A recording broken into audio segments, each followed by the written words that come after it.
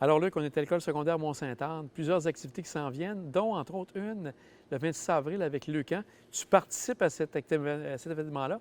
Peux-tu nous en parler un peu plus? Effectivement, ce qu'on ne ferait pas pour nos jeunes. Donc, c'est une initiative là, du Parlement étudiant donc, qui a apporté l'idée. Et il y en a découlé plusieurs inscriptions, un objectif là, de 5 000 pour l'école. La majorité des gens, on connaît la cause, puis on avait le goût de s'impliquer. Et les élèves ont ciblé quelques membres du personnel qui aimeraient bien voir y participer. Donc, je fais partie de ces personnes-là et ça va faire plaisir d'encourager, oui, la cause, mais aussi ces initiatives-là qui viennent de nos élèves qui veulent tranquillement changer le monde. Donc, on veut juste rappeler, c'est défi tête rasée, c'est bien ça? Tout à fait avec le camp. Donc, on va se faire raser les cheveux. Il y avait un montant pour ma barbe que je ne répondrai pas, mais les cheveux, assurément. Et je crois là, qu'on est pas loin d'une quinzaine là, d'élèves et membres du personnel qui y participeront.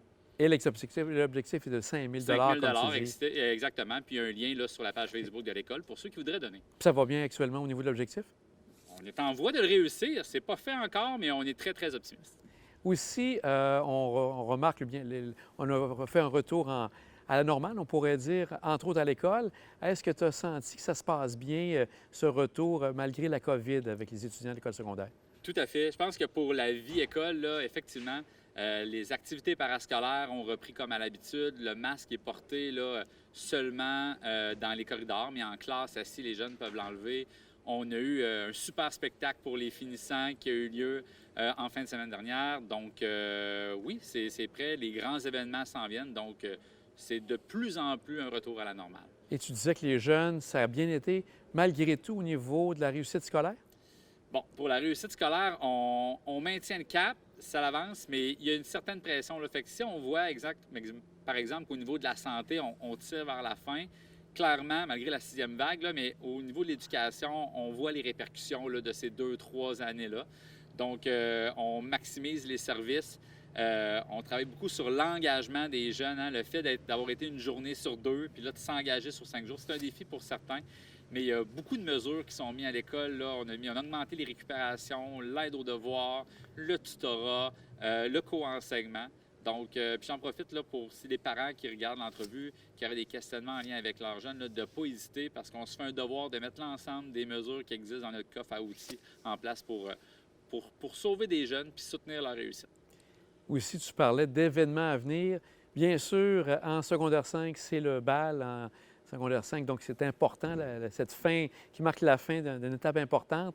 Cette année, on sera vraiment dans un bal, on peut dire, traditionnel. Tout à fait. Même si on a vécu, je pense, quelque chose de magique avec le bal et la collation des grades dans la formule qu'on l'avait fait pendant la pandémie, les élèves ont un fort désir de reprendre ce qui existait avant. Chose intéressante, ça va avoir lieu au Delta du Mont-Sainte-Anne. Donc, l'événement va avoir lieu sur la côte. C'est un peu un engagement communautaire qu'on trouve intéressant d'avoir là, dans le milieu. Mais oui, c'est le retour d'un bal comme on l'a connu, d'une collation des grades comme on l'a connu par le passé. Donc, je pense au grand bonheur de nos élèves. Et ça se passe quand? Exactement, le bal a lieu le 23 juin. Donc, juste au début de l'été. Donc, juste au début, le gros des examens est terminé. C'est le temps de célébrer la réussite. Aussi, pour le 50e, parce que ça fait maintenant 50 ans que l'école secondaire existe, est-ce qu'il y a des activités qui sont à prévoir au courant de l'année 2022? Oui, mais on va mettre l'accent sur le 50e davantage au début de l'année scolaire 22-23. Cette année demeure quand même une année particulière où on voulait mettre tout l'accent et notre énergie sur la réussite et un retour à la normale. Donc, l'année prochaine, on sera toujours en 2022, puis il y aura quelques initiatives pour mettre en lumière les 50 ans de l'école. Donc, en bref, une année 2021-2022 fort satisfaisante pour toi? Fort satisfaisante, remplie de défis. La pénurie de main-d'œuvre nous frappe comme tout le monde, mais je pense qu'on va avoir été très résilient. Notre collaboration avec les parents, notre focus qu'on met sur leur bien-être et la réussite des élèves va nous avoir permis là, de, je pense, finir de traverser la tempête avec un grand sentiment de fierté pour toute l'équipe. Merci, Luc, et bonne fin d'année. Merci beaucoup, c'est apprécié.